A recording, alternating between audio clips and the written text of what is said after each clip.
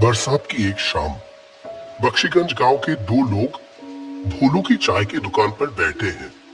उनके चेहरों से साफ दिख रहा था कि वो लोग काफी उदास है आज। जहां ये सभी लोग मिलके भोलू की चाय 2-3 कप पी जाते हैं, वहां कोई आज एक कप चाय तक नहीं पिया। हर कोई गांव की मौजूदा समस्याओं को लेकर बहुत विचलित है। इसी बीच गांव की वर्तमान हेडमास्टर कैलाश उपाध्याय भोलू की चाय की दुकान पर आ पहुंचे।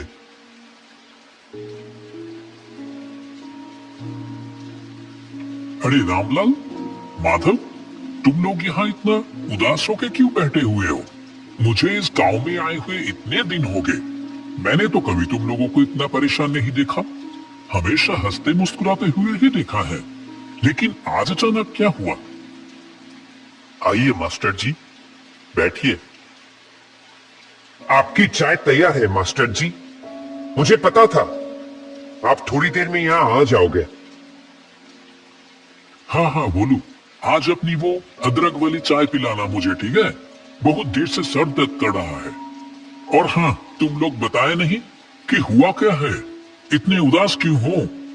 असल में क्या है ना मास्टर जी, हम सभी लोगों का आज मन बहुत उदास है।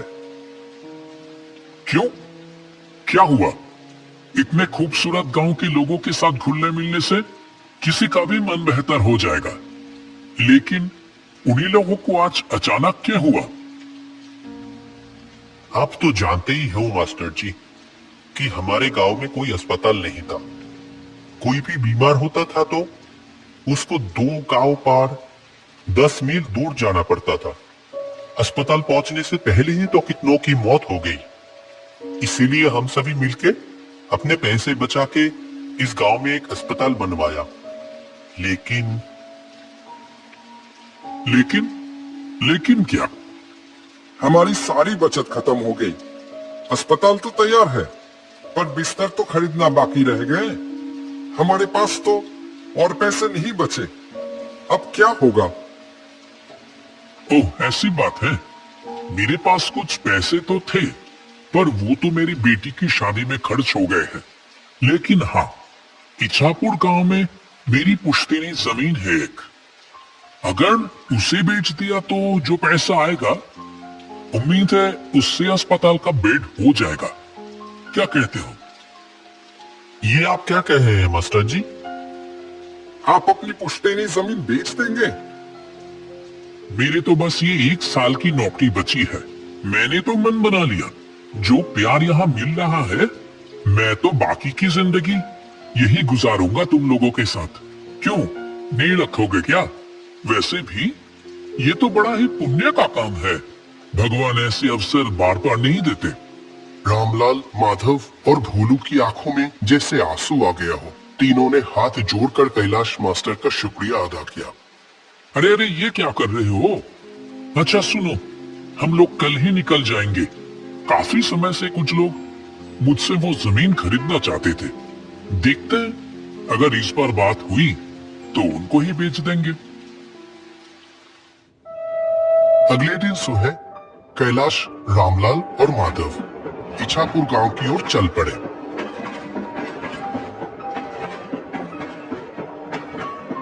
जब वह ट्रेन में थे, बाहर बहुत जोर से बारिश हो रही थी। आसमान काले बादलों से ढका हुआ था और हवा भी बहुत तेज चल रही थी। ये बारिश तो रुकने की नाम ही नहीं ले रही है।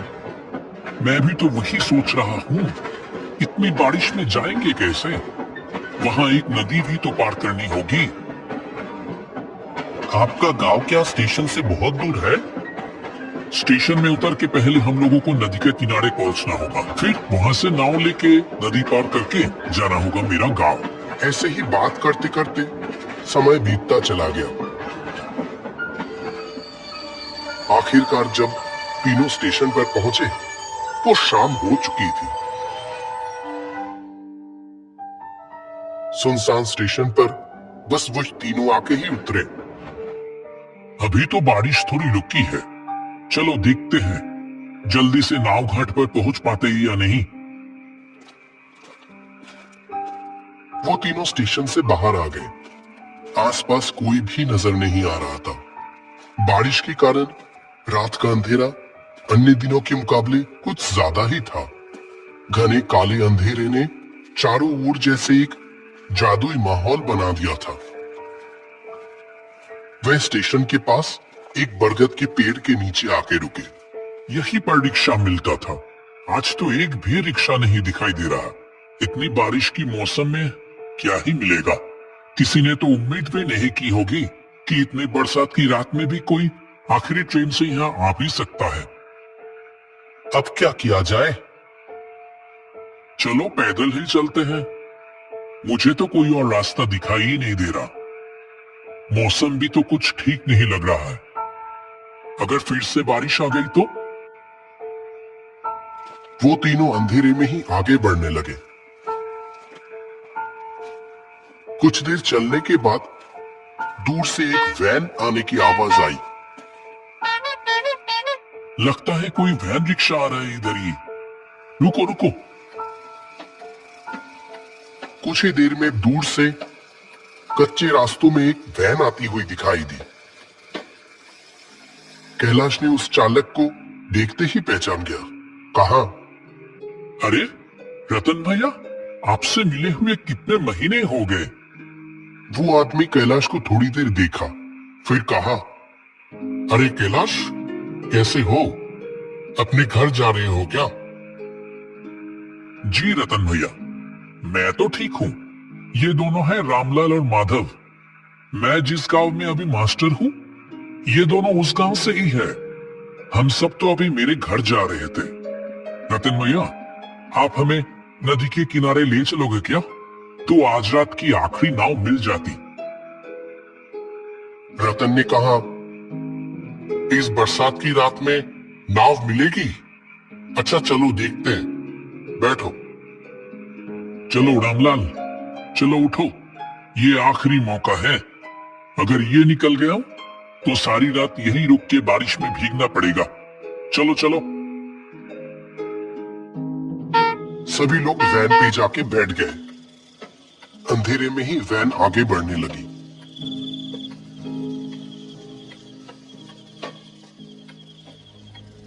कुछ देर बाद कैलाश ने रतन से पूछा, आपकी तो इतनी उम्र हो गई रतन भैया, फिर भी आप अभी भी वैन चलाते हो? आपको तकलीफ नहीं होता?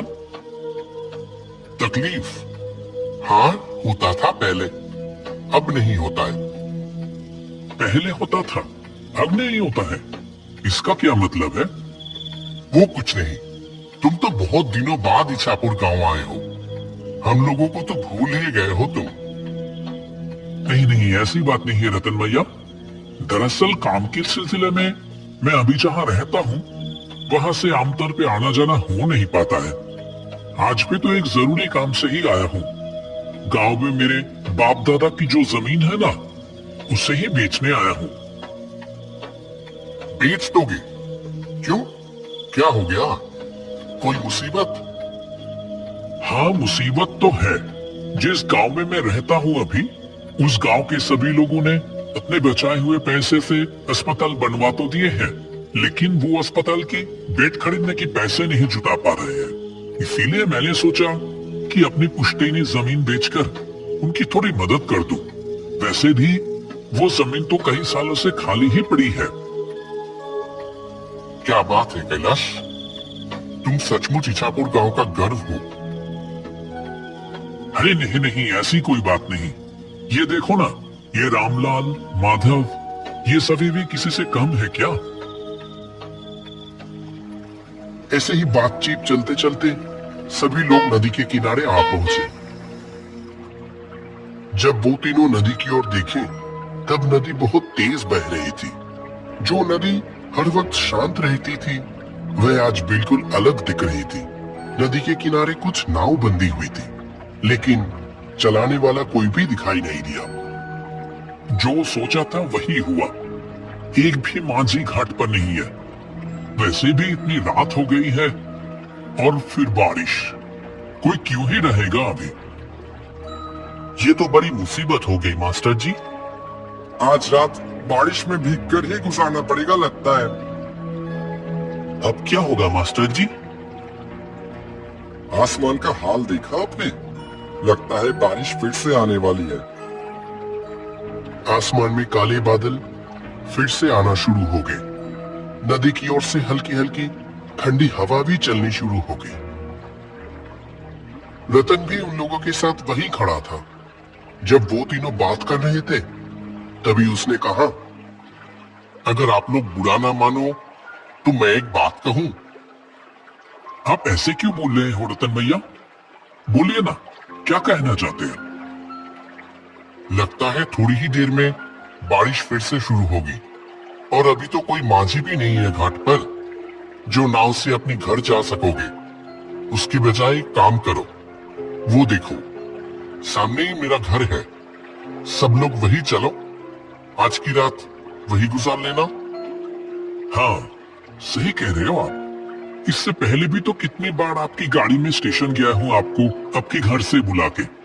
क्यों रामलाल, माधव, और तो कोई रास्ता नहीं दिख रही है। आज की रात वही गुजार ले। रतन भैया आज हमारा कितना बड़ा उपकार किया है, क्या बताऊं। हाँ, माधव ने सही कहा। हम रतन भैया के घर पे ही चलते हैं, नहीं तो इस बरसात की रात में बड़ी मुसीबत में पड़ जाएंगे। सभी लोग मिलके रतन की घर की ओर बढ़ने लगे। जैसे वो घर के अंदर घुसा, एक अजीब सी बदबू आने लगी अंदर से, मानो बहुत दिनों बाद कोई इस घर को खोल रहा हो। रतन भैया, घर के अंदर इतनी बदबू क्यों? ये फर्श भी कैसा भीगा भीगा सा लग रहा है। असल में ये घर तो आधी समय बंद ही पड़ा रहता है। मैं तो अपनी गाड़ी लेकर बाहर ही रहता हूँ और पानी शायद खिड़की से अंदर आया होगा। कमरे के कोने में एक टूटी खुली हुई खिड़की से हल्की सी रोशनी आ रही थी। घर में खाना तो कुछ नहीं है। मैं तो आप लोगों के लिए खाने का इंतजाम ही नहीं कर पाया। आप उसकी चिंता मत करो। इतनी खराब मौसम में रात को रहने के लिए जगह मिल गई, इससे ज्यादा और क्या चाहिए? अगर आप नहीं होते तो आज रात हम लोग कैसे बिताते, भगवान ही जाने। अरे ऐसी कोई बात नहीं है, ठीक है, आप लोग सो जाओ। और आप कहाँ रहोगे? मैं बाहर सो जाऊंगा, कोई परेशानी नहीं होगी। क्यों, आप हम लोगों के साथ सो जाओ ना। नहीं नहीं, मुझे कोई दिक्कत नहीं होगी। ये बोल के रतन बाहर चला गया और वो तीनों जमीन पर चटाई बिछाकर लेट गए। तब गहरी रात, अचानक कैलाश की नींद खुल गई। एक अजीब सी आवाज आ रही थी, जैसे कि कोई घर से थोड़ी दूर जमीन खोद रहा हो। कैलाश शुरू में तो नजरअंदाज करता रहा, लेकिन आवाज और तेज होने लगी। जो वो काम कर रहा था, जैसे कि वो किसी की परवाह किए बगैर ही किया जा रहा था। ये आवाज कहाँ से आ रही है? चोर आ गया क्या? कैलाश तेजी से उठा और खिड़की के पास आकर बाहर देखने लगा। रतन भैया घर से थोड़ी दूर पेड़ के नीचे खुदाई कर रहा है।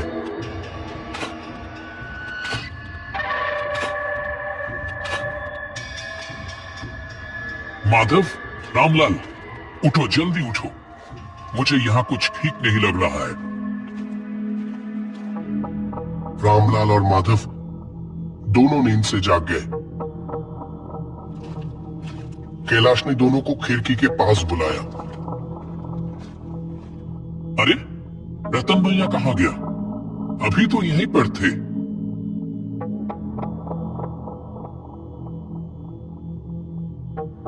आपने ठीक देखा था मास्टर जी? हाँ हाँ बिल्कुल। चलो तो बाहर।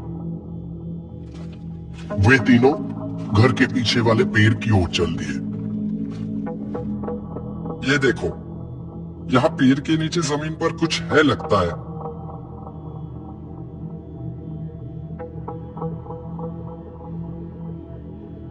मैंने रतन भैया को यही देखा था, लगता है मानो जैसे कि वो चाह रहे थे कि मैं नींद से उठकर ये देखूं। देख तो रामलाल, क्या है वहां?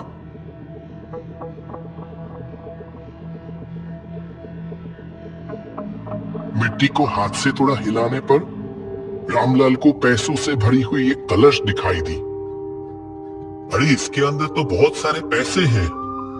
सच में? लेकिन ये है किसके? रतन भाई अभी कहाँ चले गए? ठीक है, वो दूसरों की पैसे है, उसकी हमें जरूरत नहीं। वो जैसे था उसको वैसे ही रख दो अच्छे से और चले आओ वहां से। ठीक उसी वक्त वो पेड़ जैसे हिल उठे। तीनों ने ऊपर देखा तो वहां लंबे पैरों वाला एक भयानक चेहरा बैठा हुआ था।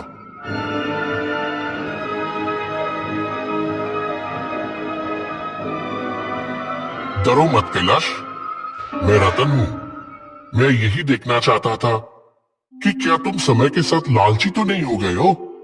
तुम सच में गांव का गढ़ हो कैलाश।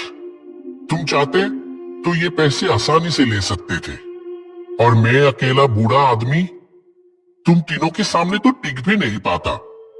जहां तुम्हें पैसों की इतनी जरूरत है और यहां इतने सारे पैसे हैं,